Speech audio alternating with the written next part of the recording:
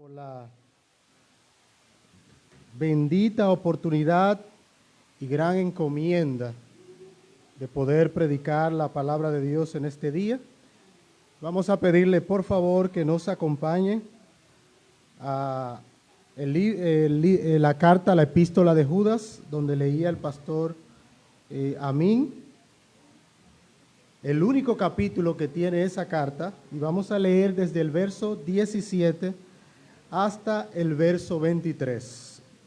17 hasta el verso 23. Dice la palabra de Dios: Pero vosotros, amados, tened memoria de las palabras que antes fueron dichas por los apóstoles de nuestro Señor Jesucristo, los que os decían: en el postrer tiempo habrá burladores que andarán según sus malvados deseos. Estos son los que causan divisiones, los sensuales que no tienen el espíritu. Pero vosotros, amados, edificando sobre vuestra santísima fe, orando en el Espíritu Santo, conservaos en el amor de Dios, esperando la misericordia de nuestro Señor Jesucristo para vida eterna. A algunos que dudan, convencedlos; a otros salvad, arrebatándolos del fuego; y de otros tened misericordia con temor, aborreciendo aún la ropa contaminada con su carne. Presentémonos a Dios en esta mañana. Buen Señor, gracias, muchas gracias por tu palabra. Gracias por tu evangelio cantado. Gracias por permitirnos poder verlos también a través de los elementos en la cena. Ahora te pedimos que tú nos asistas, a quien le toca predicar, pero también los corazones de cada hermano, que tú obres y tú apliques con poder para tu gloria tu palabra, porque te lo pedimos en el nombre de Jesús. Amén. Nuestra responsabilidad para con los engañados. Nuestra responsabilidad para los engañados es el tema que nos proponemos predicar el día de hoy. Uno de los temas que eran comunes en mi tiempo de juventud, que hace unos cuantos días ya, ha llovido un poco, era el tema aquel de la atalaya. Y se oían muchas predicaciones en aquel tiempo con una carga enorme de legalismo. Sin embargo, este es un texto que está en las Escrituras. La palabra de Dios nos muestra especialmente en el libro de Ezequiel, capítulo 33, del 1 al 9, cuál era la responsabilidad que tenía el atalaya. Y si nosotros no tienen que buscarlo necesariamente, yo lo voy a leer. Dice este pasaje: vino a mí palabra de Jehová diciendo: Hijo de hombre, habla a los hijos de tu pueblo y diles: cuando trajere yo espada sobre la tierra, y el pueblo de la tierra tomare un hombre de su territorio y lo pusiere por atalaya, y él viere la espada sobre la tierra, venir la espada sobre la tierra, y tocare trompeta y avisare al pueblo, cualquiera que oyere el sonido de la trompeta y no se apercibiere, y viniendo la espada y lo hiriere, su sangre será sobre su propia cabeza. El sonido de la trompeta oyó y no se apercibió. Su sangre será sobre él, mas el que se apercibiere librará su vida. Pero si el atalaya viere venir la espada y no tocare la trompeta, y el pueblo no se apercibiere viniendo la espada, hiriere de él alguno, este fue tomado por causa de su pecado, pero demandaré su sangre del atalaya. A ti pues, dice el Señor a Ezequiel, a ti pues, hijo de hombre, te he puesto por atalaya de la casa de Israel. Oirás la palabra de mi boca y amonestarás de mi parte. Cuando yo dijere al impío: impío, de cierto morirás, si tú no hablares para que se guarde el impío de su camino, el impío morirá por su pecado. pero su sangre yo la demandaré de tu mano. Si tú avisares al impío de su camino para que se aparte de él, y él no se apartare de su camino, él morirá de su pecado, pero tú librarás su vida. Este es un pasaje grandioso del Antiguo Testamento y al mismo tiempo un pasaje serio del Antiguo Testamento. Pero nosotros podemos preguntarnos, ¿es esa responsabilidad solamente para los creyentes del Antiguo Testamento? Y si nosotros tenemos esa responsabilidad en el Nuevo Pacto, ¿cuál es la diferencia de nosotros en el Nuevo Pacto con esa responsabilidad que tenía Ezequiel de pregonar cuando viniera la espada para acabar con el pueblo? ¿En cuáles circunstancias nosotros en el Nuevo Testamento o en el Nuevo Pacto puede nosotros cumplir, esta responsabilidad? ¿Y cuál es la naturaleza de esta responsabilidad? Y es mi propuesta en el día de hoy que estos dos simples pasajes en esta carta tan pequeña como Judas, nos describe con claridad cuál es nuestra responsabilidad como atalayas en la generación, en el tiempo, en el pacto del Nuevo Testamento. Antes de nosotros entrar en materia, y no se preocupen, estoy mirando el reloj, yo sé que tengo mangas largas, pero estoy mirando pendiente al reloj. Bien, yo lo que propongo en esta mañana hablar está dividido en dos encabezados. En primer lugar es el contexto de nuestra responsabilidad para con los engañados, y en segundo lugar está la naturaleza de nuestra responsabilidad. ¿Qué es lo que nosotros tenemos que hacer? Porque vemos que en el Antiguo Testamento Dios describe a Ezequiel qué debía hacer, pero que nosotros en este nuevo pacto debemos hacer. Y veamos primero el contexto de nuestra responsabilidad. Si nosotros vemos la carta, la pequeña carta de Judas, que algunos llaman la carta olvidada, porque vivimos en una generación donde el conflicto y la controversia se evitan a toda costa. Y me acuerdo, mientras estudiaba me acordaba cuando el pastor Jensi predicaba de Cristo, razón de controversia.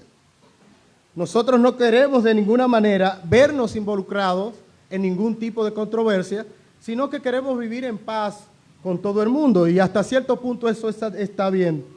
Sin embargo, el propósito de esta carta está explícito en el verso 3, cuando él dice, Judas está escribiendo un tratado acerca de nuestra común salvación.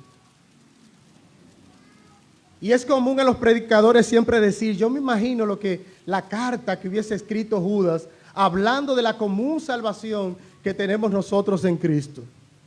Sin embargo, por las noticias que él recibe de la condición, de la situación de esta iglesia, él cambia su propósito. Y en el verso 3 específicamente él dice, amados, por la gran solicitud que tenías de escribiros acerca de nuestra común salvación, me ha sido necesario escribiros exhortándoos, y la palabra aquí que es difícil para nosotros en este tiempo, que contendáis, y no solamente que contendáis, sino ardientemente por la fe que ha sido dada una vez para siempre a los santos. La razón por la cual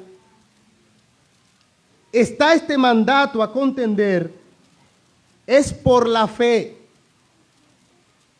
Y es interesante que este mandato es a contender por la fe, no a contender con el propósito de mostrar que yo sé mucho. Eso es una de las cosas que vamos a ver más adelante. No para yo ganarle el debate al otro y después andar por la calle diciendo, mira, le gané a fulano. Ese no es el propósito. Y nosotros vamos a ver la razón fundamental. El propósito de esta carta es llamar a los hermanos a contender por la fe ante la presencia de apóstatas entre ellos.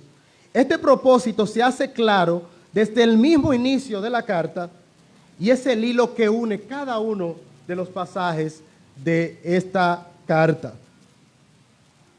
Esta infiltración se presupone que eran personas itinerantes, predicadores que llegaban a las iglesias y como la iglesia tenía la costumbre de dar su hospitalidad, le abría la puerta a estas personas para que fueran a las iglesias y en este caso eran falsos profetas, falsos maestros que estaban enseñando falsedad.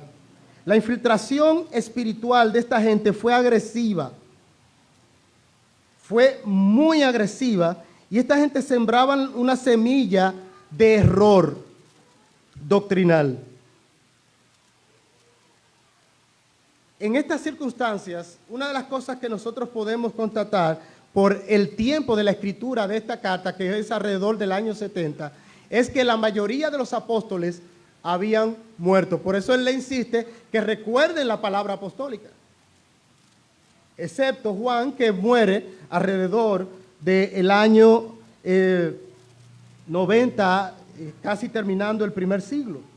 Todos los demás apóstoles habían sido martirizados y se pensaba que el cristianismo estaba en extremo vulnerable. De esta manera Judas llamó a la iglesia, y yo lo puse en capital letter, como dicen los americanos, lo puse en letra mayúscula, precisamente porque el llamado que hace Judas no es a los pastores solamente. Y el llamado que hace Judas no es a los que están en el seminario de la iglesia. Y el llamado que hace Judas no es a los eruditos. El llamado que hace Judas es a una iglesia. Le está escribiendo a una iglesia y le está llamando a pelear, a contender por la fe en medio de una intensa batalla espiritual por la verdad. Los destinatarios se presumen que eran judíos precisamente porque Judas escribe tomando en cuenta la ley judía, los escritos judíos, pero también toma en cuenta algunos libros de la tradición judía que no eran canónicos, sino que eran libros apócrifos.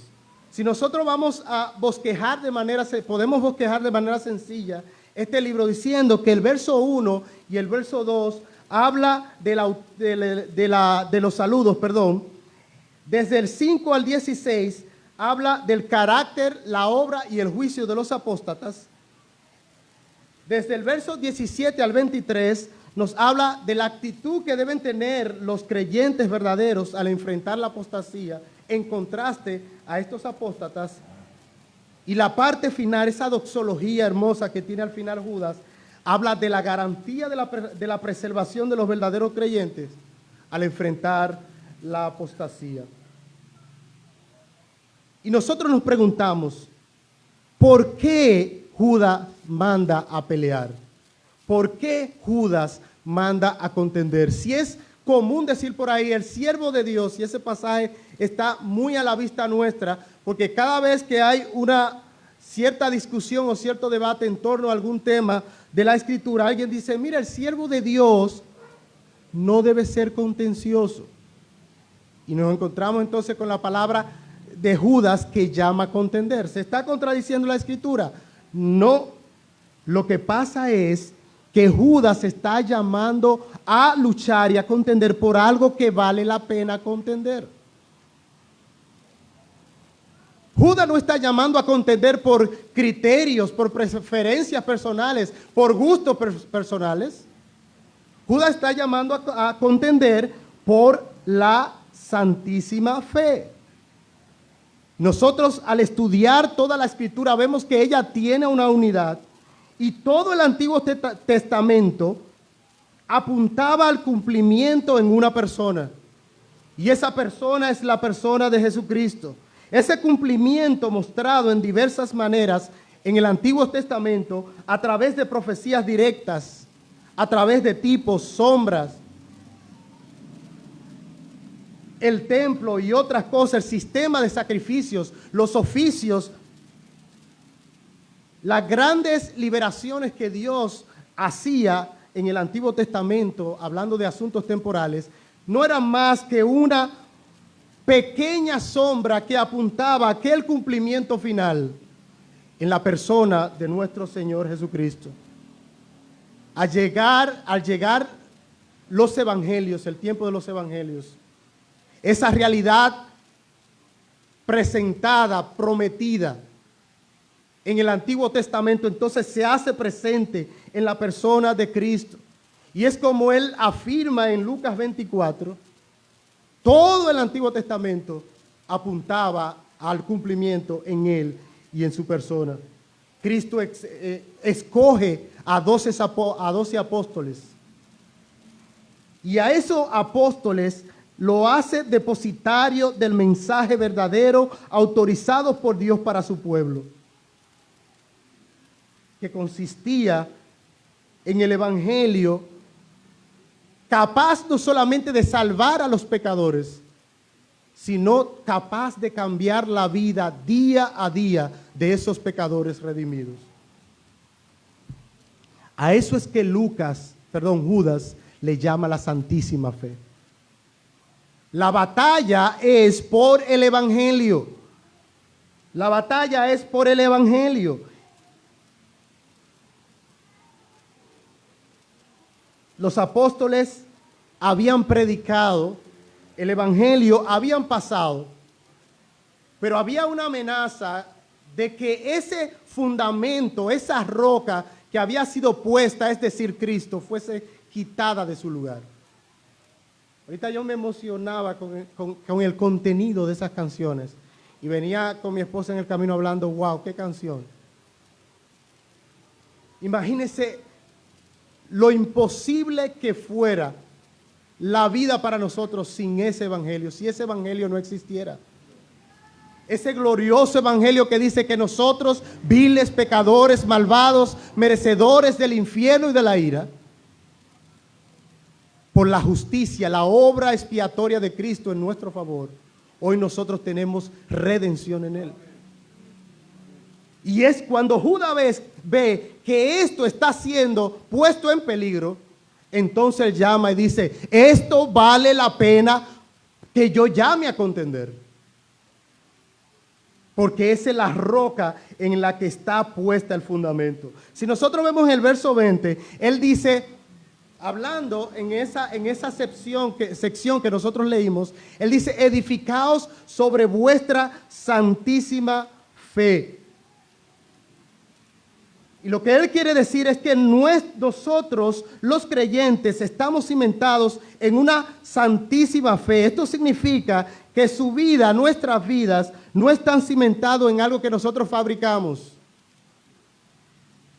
Y es una tendencia hoy que cada quien, ay sí, yo quiero creer esto. De hecho, hablaba el día de ayer con un señor que lo que decía que no, que él estaba bien, él estaba frío con Dios.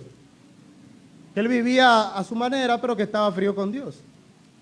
Porque cada quien de alguna manera inventa su propio Cristo y su propio cristianismo.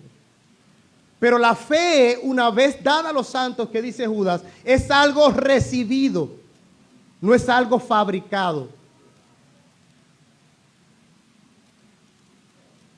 Hay una cadena de transmisión de Jesús a los apóstoles, de los apóstoles a la iglesia y de la iglesia a nosotros. La santísima fe dada a los santos no es mera opinión, no es mera opinión. Nosotros hemos visto en el proyecto, hemos visto en los estudios que hablamos en el proyecto, que nosotros somos la sal y la luz de la tierra. Nosotros tenemos una función que desempeñar en este mundo. Y Jesús mismo dice, para que los hombres vean sus buenas obras y glorifiquen al Padre que está en los cielos. Las características del carácter cristiano, la vida de fe que nosotros debemos vivir, la fuerza que nosotros necesitamos, la energía que necesitamos para ser buenos esposos, buenos creyentes, buenos empleados, buenos ciudadanos del reino de Dios viviendo en un mundo oscuro. La fuerza y la energía que nosotros necesitamos para eso está en el evangelio.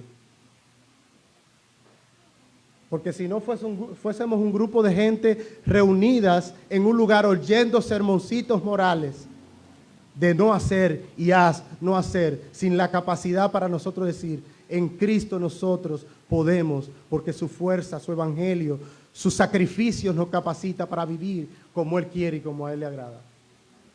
Es el evangelio la fuente de energía que nos permite a nosotros luchar con nuestro propio pecado para agradar a Dios. Imagínense nosotros, la Biblia dice que el mal está en nosotros dejados a nuestra propia suerte. Pero gloria a Dios que el evangelio glorioso es la fuente de poder, de energía que nosotros necesitamos para agradar a Dios. No es verdad. Incluso los imperativos que están en la Escritura, haz esto, vuestro amor sea sin fingimiento. Aborreced lo malo, seguid lo bueno.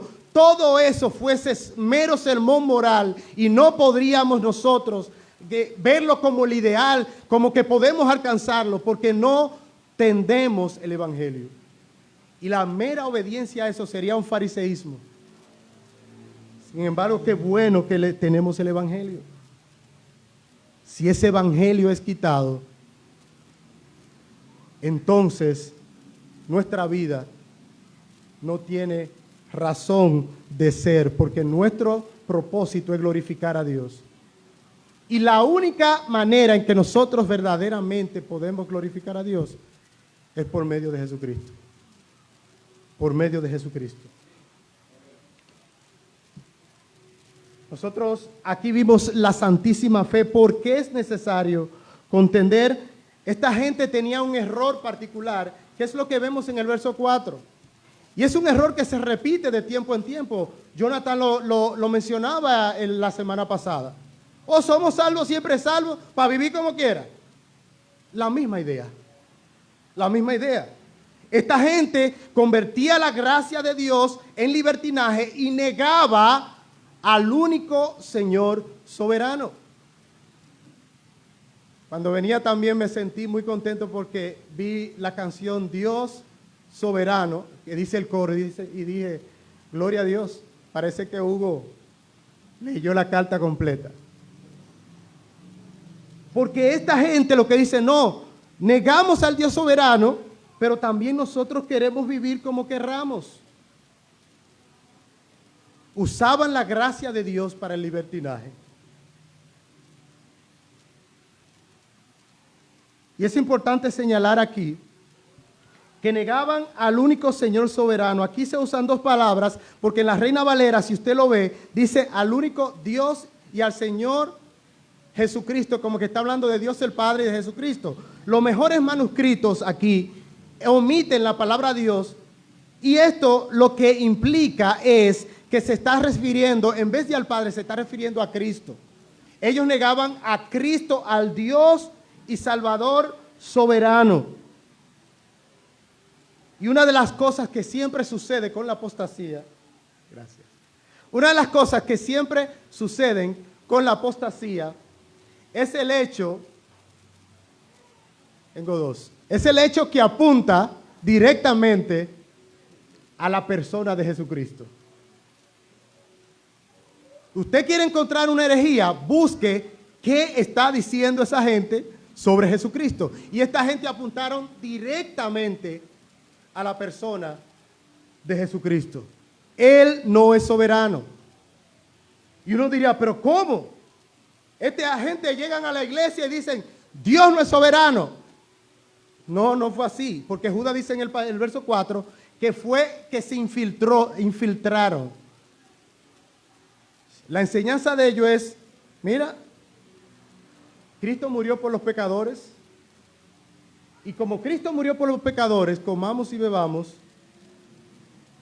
que mañana gozaremos. Cambiaron el versículo. Mañana gozaremos y seguiremos gozando. Y estas personas tenían el carácter siguiente, aseguraban tener revelaciones común denominador de todo el error. Tenían revelaciones y sueños y usaban estas afirmaciones para decir, mira, tuve mi conducta pecaminosa. Eso fue que lo recibimos.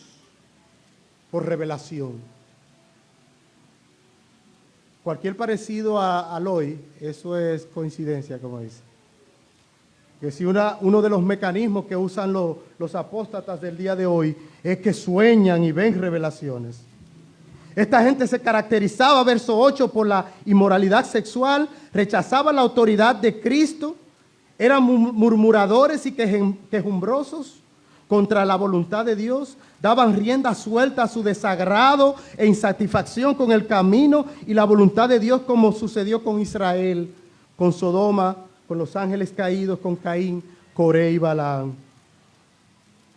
Le gustaba el dinero. Usted no ha visto gente, falsos apóstotas hasta hoy. Eso es una característica que no vemos hoy, de que le gusta el dinero a los apóstatas. No, a ellos no. Ellos tendrán otras cosas hoy, pero no les gusta el dinero. No te dice, siembre tanto que siembre su casa, siembre su carro. Ellos no dicen eso.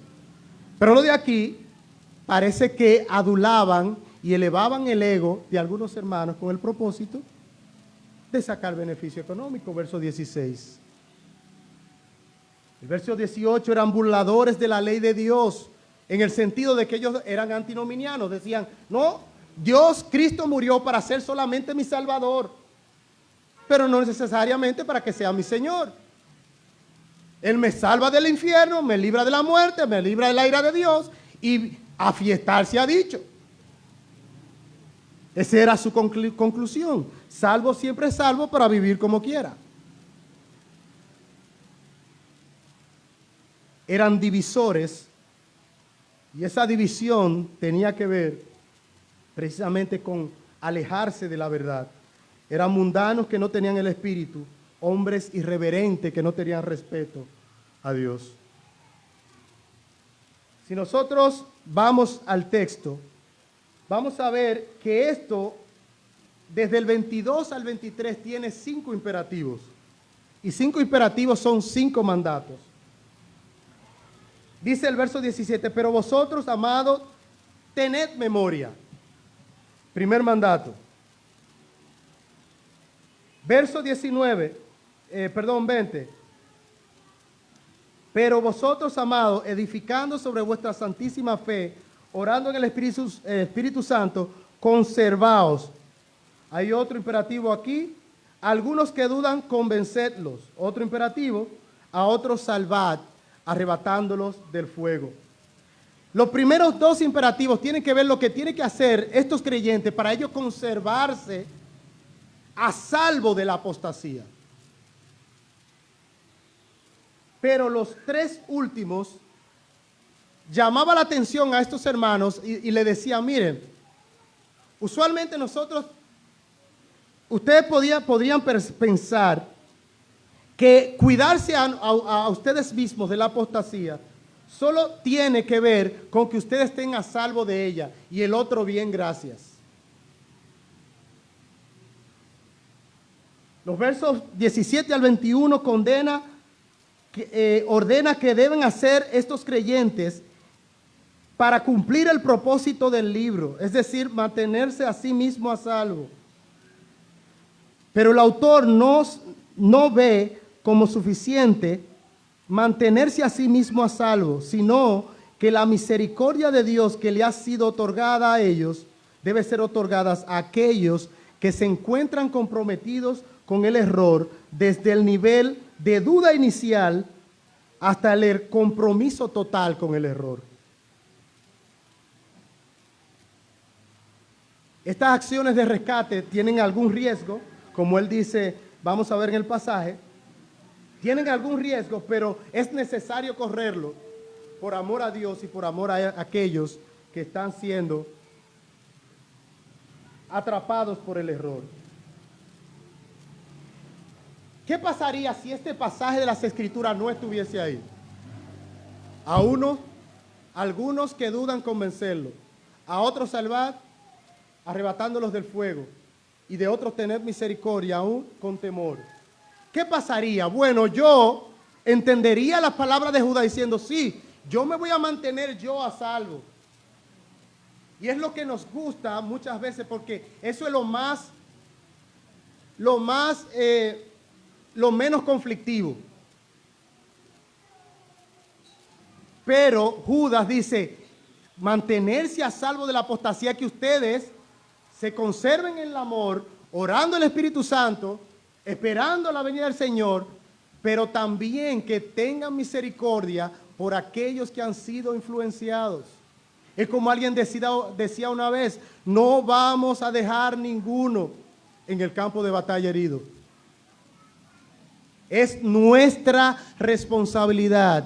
Nosotros somos atalayas los unos a los otros. Si hay una diferencia entre el atalaya Ezequiel, es que había una persona específica que se ponía y pregonaba cuando venía el mal. Sin embargo, lo que Judas nos está diciendo aquí es que todos somos atalaya el uno del otro. Todos tenemos que velar los unos por los otros.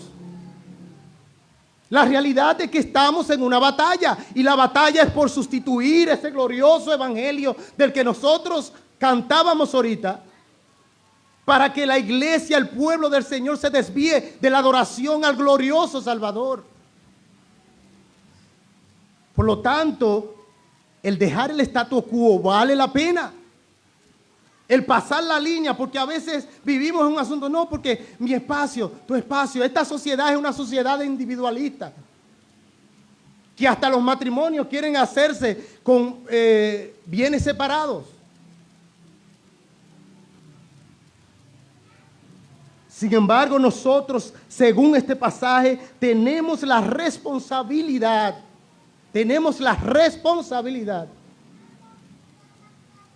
de ayudar, de intervenir en la situación los unos por los otros. Hay alguna discusión interesante que me va a tomar medio minuto, no se preocupe. Pero esa discusión es si en este pasaje, porque el griego es un poco confuso, de esta parte del 22, 21 y 22 y 23, es un poco confuso, porque hay algunos que dicen que son dos grupos, los que dudan y los que hay que tener temor. Sin embargo, yo estoy de acuerdo con aquellos que dicen que ahí está hablando de tres grupos, precisamente por la característica de la carta. La característica de esta carta es que Judas le gusta usar combinaciones de tres cosas. Y mire a ver si es verdad conmigo. Por ejemplo, él habla de los tres juicios en el Antiguo Testamento, habla de tres personajes, Caín, Balán y Coré.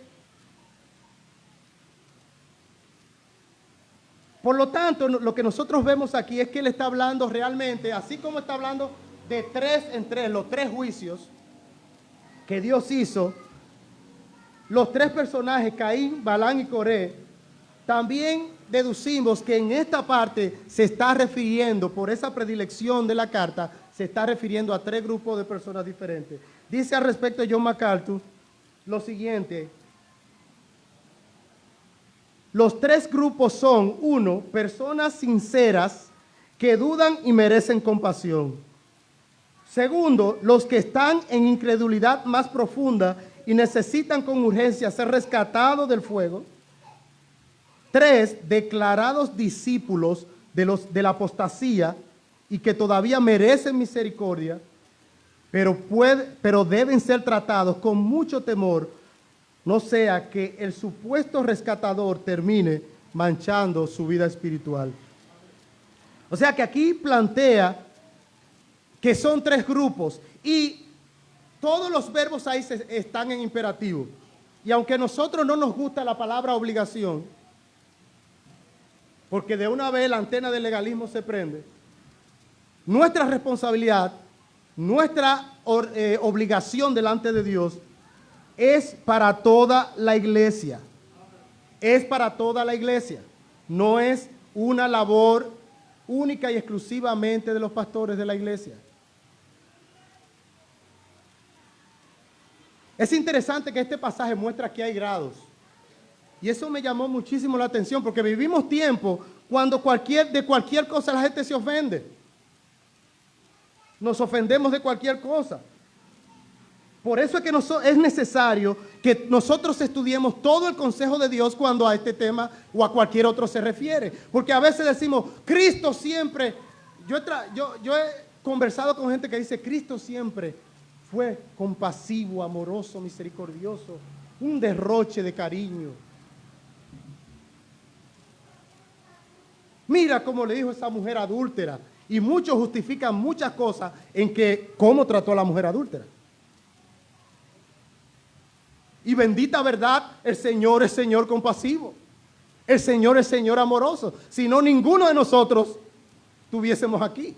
En Él, estuviésemos en el infierno desde el mismo momento que Adán pecó. Obviamente Adán y toda la humanidad con él. Pero la Escritura dice que hay grados de confrontación y nos dice en este pasaje. A algunos que dudan, convencerlos.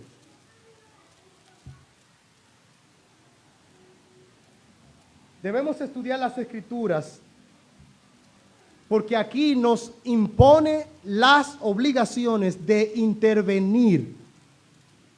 Y si queremos llamarlo así, esas obligaciones de gracia.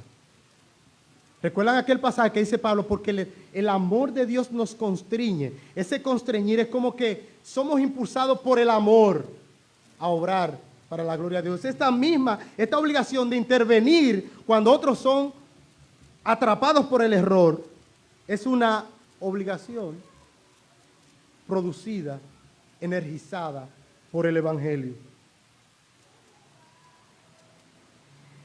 Es interesante aquí, en este punto, que es necesario explicar algunas cosas. El pasaje comienza diciendo, en el verso 22, tened a los que dudan, convencedlos. Esta traducción no es la más correcta que tiene la Reina Valera en el sentido de traducción. Lo correcto que tiene la mayoría de manuscritos es tened misericordia.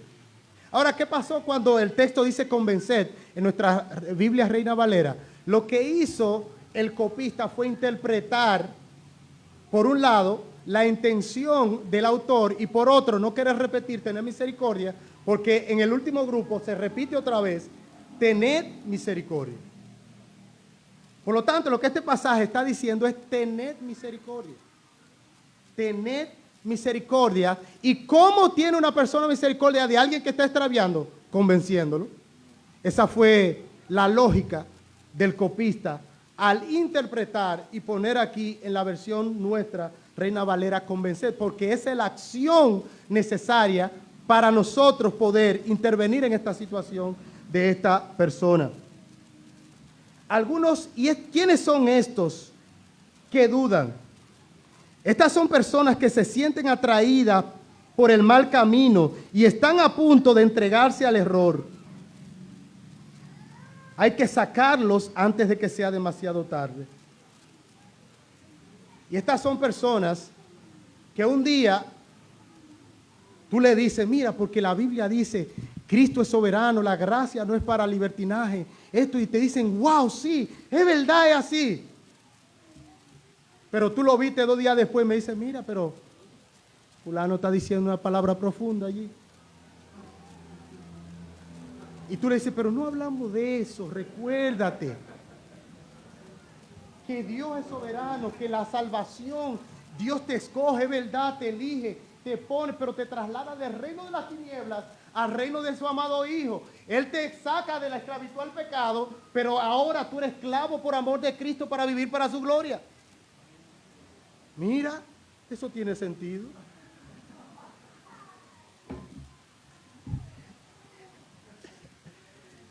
Entonces algunos que no tenemos mucha paciencia decimos, pero ven acá, decídete, o una cosa o la otra. Pero qué bueno que este pasaje dice, tened misericordia. Tened misericordia. Y cuando nosotros hablamos de misericordia, ¿a qué nos estamos refiriendo? Esta misericordia es una misericordia evangélica. Y eso como que sería redundante. Es cosa de Ambiori, que misericordia evangélica. ¿Por qué digo evangélica? Porque no es una compasión, una sensibilidad por aquel que está en una situación de calamidad. Sino es una misericordia pensando en la gran misericordia que nosotros hemos recibido. Nosotros éramos malos pecadores Y yo no me canso de decirlo. Cada vez que lo digo me apasiono. Éramos malos, pecadores, enemigos de Dios. Dios tenía el derecho de enviarnos a la condenación, pero Él es la persona, el Dios creador. El de Isaías 40, el del libro de Job, los últimos pasajes. Ese Dios en la persona de Cristo se hizo hombre y condescendió con pecadores malos. Y no obstante a eso nos da todo lo que necesitamos para que vengamos a Él en arrepentimiento y fe. No podíamos salvarnos a nosotros mismos. Y esa es la actitud que Judas está diciendo aquí. No es, wow, mira ese... no entiende nada. Y yo le explico y le explico y le explico. Y vuelve a decirme otra vez a su vacilación. No, a ese tener misericordia, convencerlo. No es que lo voy a alcahuetear y decirle, no, mira, está bien, vamos a darte un tiempo para que tú entiendas. No, sigo diciéndole, pero teniendo compasión, teniendo misericordia de él. De una manera evangélica. Dios tuvo grande compasión conmigo. Yo soy el peor de los pecadores. Yo no podía, yo estaba extraviado también. Por lo tanto, tengo que mirar a Él con misericordia. Esta misericordia es evangélica, no es una debilidad compasiva por alguien que está en necesidad, pero es una misericordia intencional. Si nosotros vemos en Romanos capítulo 9, dice, pues a Moisés dice, y esta misericordia, si es la misericordia que Dios ha tenido con nosotros, porque a Moisés dice, tendré misericordia del que yo quiera tener misericordia y me compadeceré del que yo quiera compadecerme. Si es una misericordia como la que Dios nos ha dado a nosotros, no es algo dejado a que aparezca, a que los sentimientos me digan, ay, yo quiero tener misericordia de ese hermano que está extraviado en el error. Es una misericordia intencional. Yo tengo que proponerme, basado en lo que Dios ha hecho por mí, en intervenir en la vida de esa persona por misericordia. Es intencional. Dios no se quedó allá diciendo, ay, cuánta misericordia tengo de la humanidad. Esta es una motivación en todo el trato, sea con el primero, con el segundo, con el tercer grupo. Todo el trato tiene que tener una motivación evangélica. Nosotros necesitamos el evangelio aún para defender el evangelio. No podemos defender el evangelio con arrogancia, que yo soy, que yo sé, que tú no sabes. Necesitamos el evangelio para tener misericordia de aquellos que están extraviados. Y el evangelio nos dice cuál es la mayor expresión de Dios de misericordia. El Rey de Reyes soportó burlas. El Señor de la gloria experimentó la crucifixión. El Señor sufrió el dolor de llevar nuestro pecado. Y como si fuera poco, el Señor experimentó el abandono y la ira de su propio Padre, con quien estaba en comunión perfecta durante toda la eternidad. Todo eso lo sufrió. Y uno se pregunta, ¿por qué lo sufrió? El que no conoció, el que no escatimó a su propio Hijo, sino que lo entregó por todos nosotros, ¿cómo no nos dará también con Él todas las cosas? ¿Por qué hizo esto? Mas Él herido fue por nuestras rebeliones, molido por nuestros pecados. El castigo de nuestra paz fue sobre Él y por sus llagas fuimos curados. Todos nos descarriamos como ovejas, cada cual por su propio camino. Mas Jehová cargó en Él el pecado de todos nosotros. Por esa razón, con esa misericordia en mente, es que nosotros debemos tratar con este grupo de personas. Y de algunos que dudan, de estas personas se desprenden dos responsabilidades o dos obligaciones. Una de esas obligaciones que tenemos en base a que queremos convencer, queremos traer a esta persona que se ha desviado de la verdad. Y cuando hablamos de la verdad y la santísima fe, es del evangelio de Jesucristo como es enseñado por los apóstoles. Tenemos responsabilidades. Ahora reitero, esa fue la nota en el estudio insistente mientras estudiaba esto.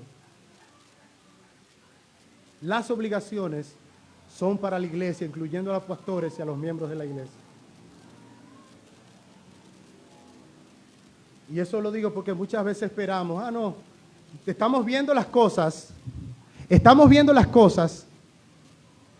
desviaciones de la fe. No vamos a esperar que los pastores resuelvan su asunto, porque eso es parte de su trabajo. Cada miembro de la iglesia debe estudiar diligentemente para poder defender la fe y dar razón de la esperanza que hay en nosotros. Cada miembro de la iglesia debe interesarse en la fe. Debemos saber lo que creemos para poder enfrentarnos al error con la verdad. Y debemos capacitarnos para defender la fe de tal manera que podamos ganar a otros. Es verdad que no podemos acercarnos a otros para imponerle nuestras preferencias, nuestros gustos personales, ni atar sus conciencias a lo que nosotros creemos o a lo que preferimos. Es verdad. Pero sí tenemos que atar las conciencias de aquellos que han sido desviados a la santísima fe. Tenemos que atar sus conciencias a la santísima fe. En unos días nosotros retomamos el estudio de la confesión de fe, nuestra confesión de fe. Y hagámonos estas preguntas, por favor. ¿Cuánto estudio de la confesión me he perdido? ¿Han sido ausencias justificadas?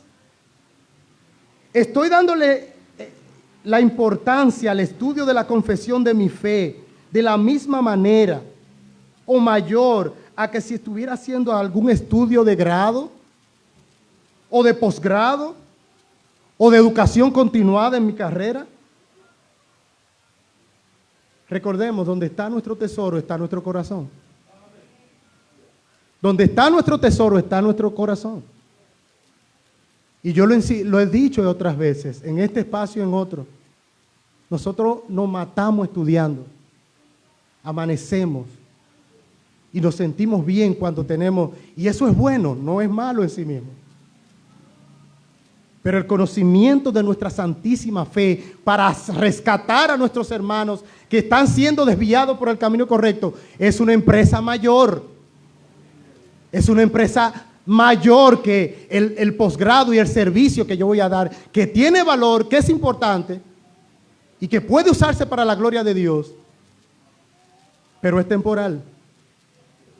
Yo puedo usar asuntos para que haya efectos eternos, claro, como estamos viendo en el proyecto Nehemías. Pero preguntémonos eso, solamente, no, llegó el miércoles, van a dar el estudio de la confesión, vamos a pasar de eso. Sí, ya yo fui, asistí, estoy ahí, entré al Zoom.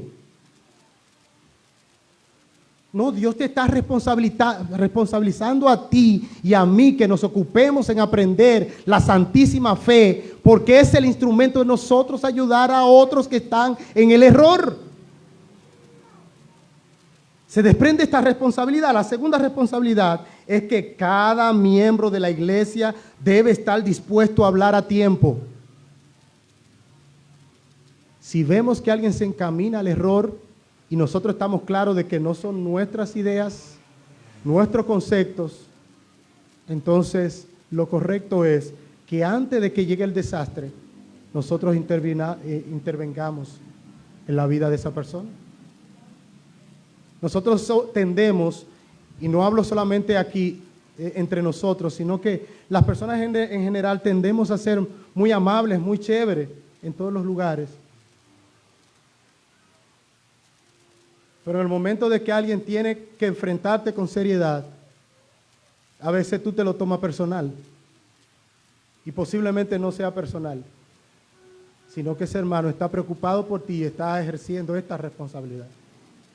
Pero para ejercer esa responsabilidad debemos conocer la santísima fe, porque no podemos atar la conciencia de nadie a nuestra conciencia. Muchas personas podrían ser salvadas del error si se le habla a tiempo. Muchas veces hacemos silencio por cobardía.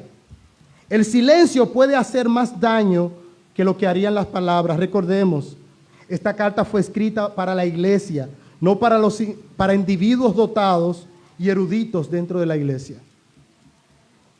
Yo quiero dar un ejemplo de cómo podríamos hacer esto.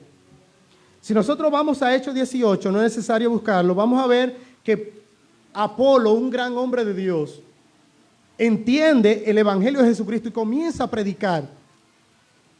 Pero hay dos personajes, Aquila y Priscila, que lo ven y dicen, mira, tremendo predicador, pero le falta aprender de manera más completa lo que significa el Evangelio. Ellos fueron y le dijeron, mira tú, ¿qué es lo disparate que tú estás hablando ahí? Deja de hablar de eso. No. Dice la Biblia que lo pusieron aparte y hablaron con él. Y gloria a Dios, después tenemos a un Apolo que es un gran predicador. Y quién sabe si tuvo otros aportes a la fe cristiana. Ese es un ejemplo, aunque Apolo no estaba desviándose de la fe. La actitud de estas personas son las que hay que tener con este primer grupo.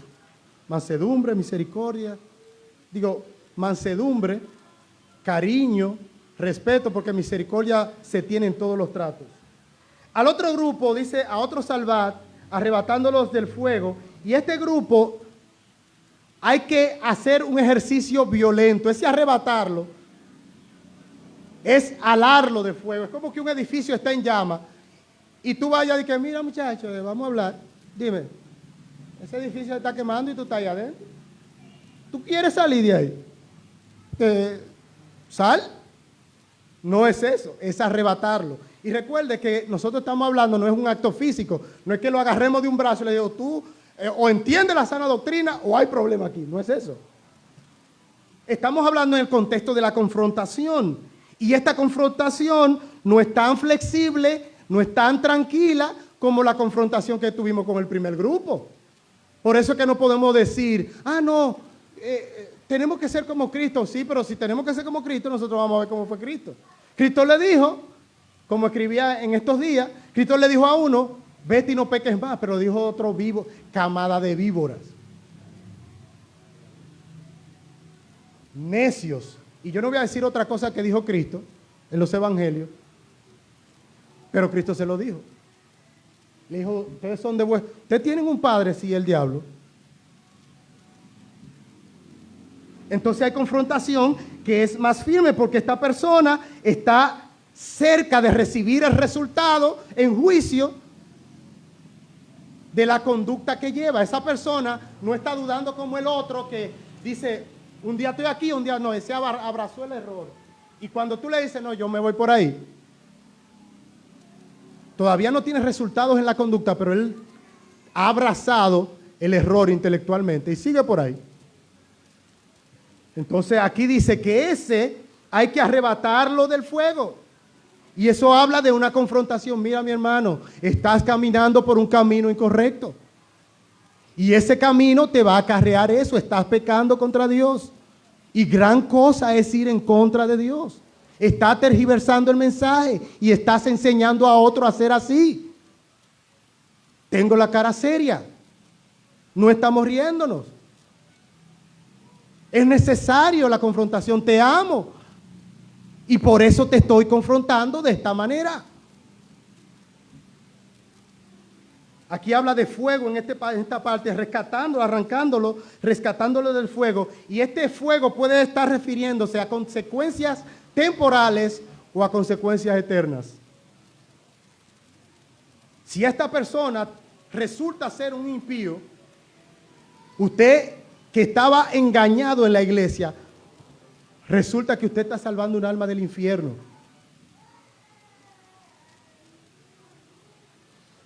Pero si este es un creyente verdadero que se está desviando y está abrazando el error, entonces usted tiene la oportunidad de librarle de que Dios le mande algunos juicios temporales.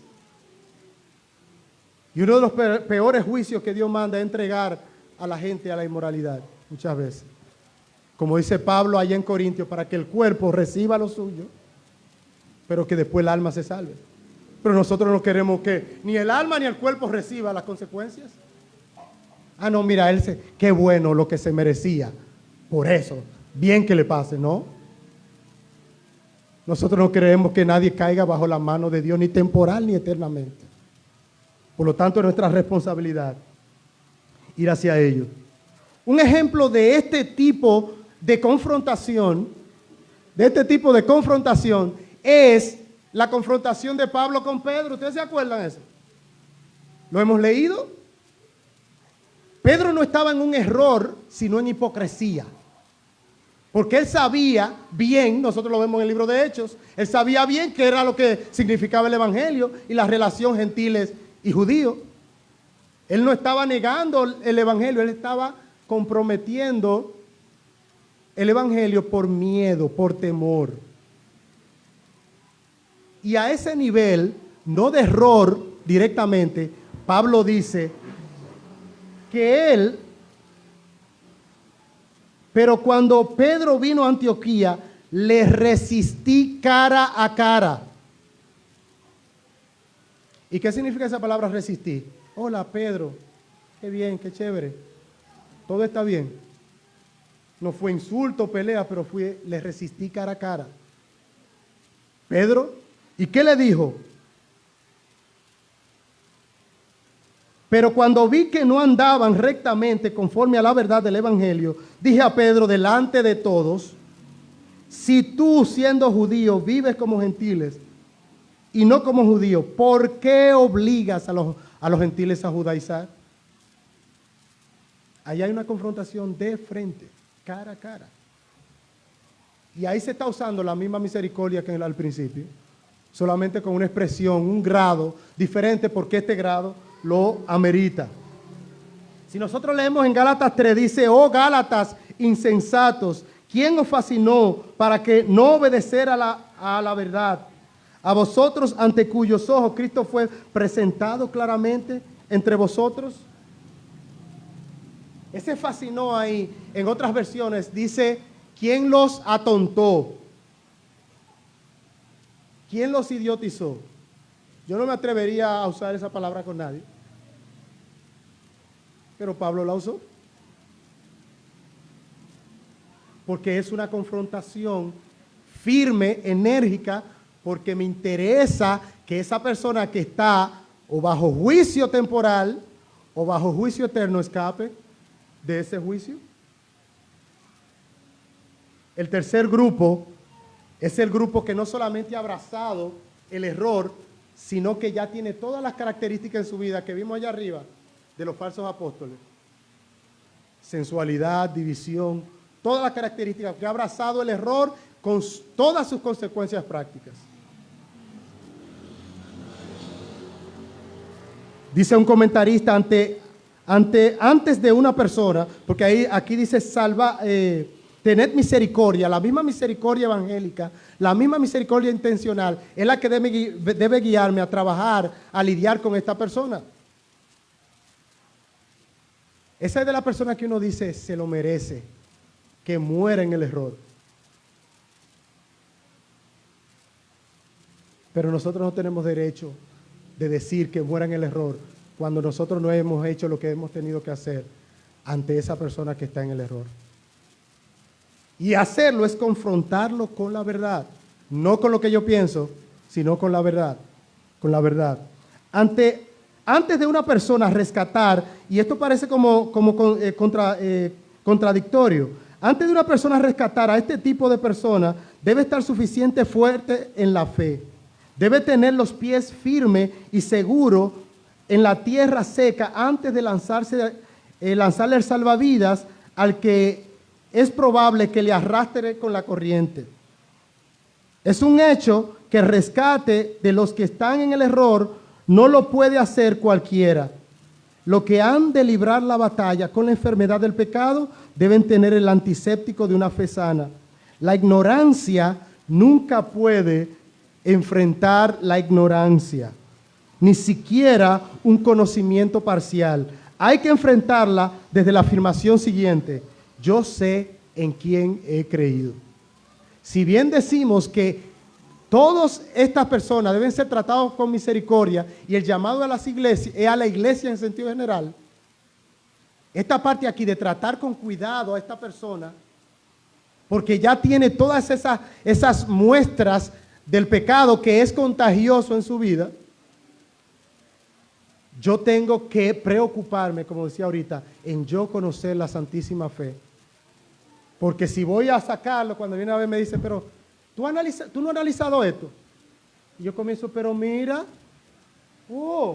¿tiene sentido? Sí, pero fue para pecado pasado, presente y futuro. Por lo tanto, los pecados futuros están pagos, así que vamos a pecar. Y digo yo, pero mira, yo no había analizado eso. Y el que fue a rescatar se va detrás del que tiene el engaño. Nosotros vivimos en una cultura, y ya voy aterrizando para que vayamos a degustar nuestro otro manjar.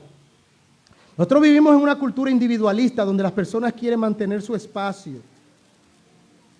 A los grupos a los que deciden unirse, ellos quieren que no intervengan en su vida. Están contentos en asistir a reuniones siempre y cuando los demás vivan sus vidas como quieran y lo dejen a ellos vivir como quieren. Que nadie intervenga en lo de nadie.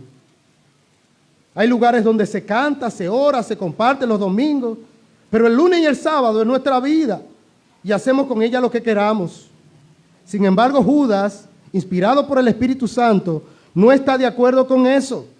No debemos ser llaneros solitarios y no podemos quedarnos al margen poniendo nuestra responsabilidad en los hombros de los pastores. Cuando nosotros nos comprometemos con la membresía de una iglesia local, nos estamos sometiendo al ministerio de los unos a los otros. El que no quiere, no se una a una membresía, pero el que se une a una membresía se está sometiendo al ministerio de los unos a los otros. Judas escribe estas palabras a la iglesia. Judas claramente nos enseña en este pasaje que cada creyente de la iglesia tiene la responsabilidad. Una nota importante: no hay nadie más adecuado para enfrentar la herejía en una mujer que otra mujer. Pero muchas veces se evita cumplir con esta responsabilidad porque se entiende que la responsabilidad de defender la fe es para los hombres y que las mujeres solo se dedican a temas de mujeres y de familia. No, queridas hermanas, su responsabilidad, esta responsabilidad y este llamado que se hace a la iglesia lo incluye a ustedes. La incluye a ustedes. Ustedes tienen la misma responsabilidad que nosotros delante de Dios de ver a una hermana desviarse del camino y decirle, no vayas por ahí, te va a ir mal.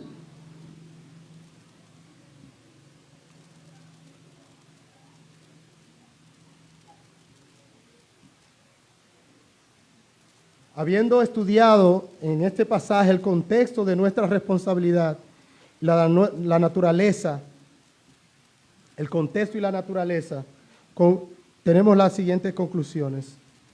En primer lugar, nosotros somos guarda de nuestros hermanos. ¿Se acuerdan lo que dijo Caín? Yo no soy guarda de mi hermano. Nosotros sí somos guarda de nuestro hermano y debemos intervenir dependiendo del grado de involucramiento con el error. La expulsión de la iglesia, la excomulgación de un miembro es el recurso final después de que cada hermano de manera individual ha cumplido su responsabilidad del ministerio de los unos a los otros. Muchas veces el hermano se desvía, pero los pastores no se han acercado. Sí, pero yo tengo que acercarme. Obviamente, teniendo el cuidado de que sea la santísima fe. De que sea, por eso Pablo dice en Romanos, pero estoy seguro de vosotros, hermanos míos, que estáis llenos de bondad y de todo conocimiento, de manera que podéis amonestaros uno a otro, de mucha bondad y de conocimiento.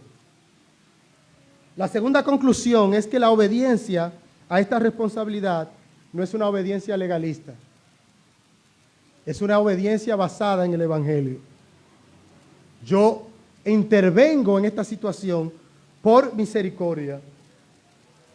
Y en último lugar, si nosotros hemos fallado y hemos sido indiferentes a esta responsabilidad, vayamos a Dios porque en su Evangelio hay gracia para perdonarnos, pero también para capacitarnos y cumplir nuestra responsabilidad para con aquellas personas extraviadas de la verdad. Oremos. Bendito Señor, gracias, muchas gracias por este tiempo en tu palabra.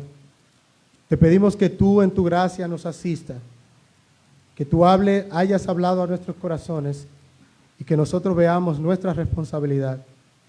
Y ante nuestra responsabilidad no la deleguemos a otros, sino con mucha bondad, mucha sabiduría, mucha misericordia, pero mucho conocimiento de la Santísima Fe.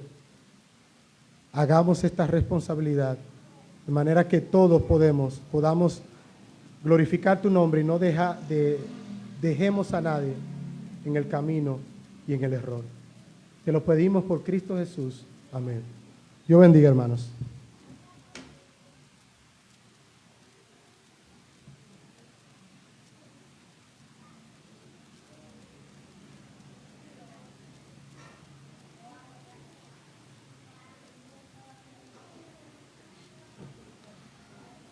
Damos gracias a Dios por su palabra.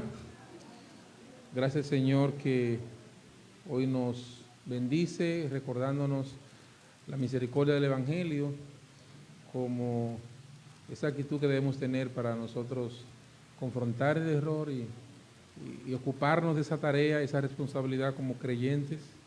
Qué bueno, el Señor ha sido bueno para con nosotros, que nos ha dado su gracia para oír su palabra predicada con claridad. Que Dios bendiga la vida de Ambioris y siga usándole para bendición y beneficio de la iglesia. Amén.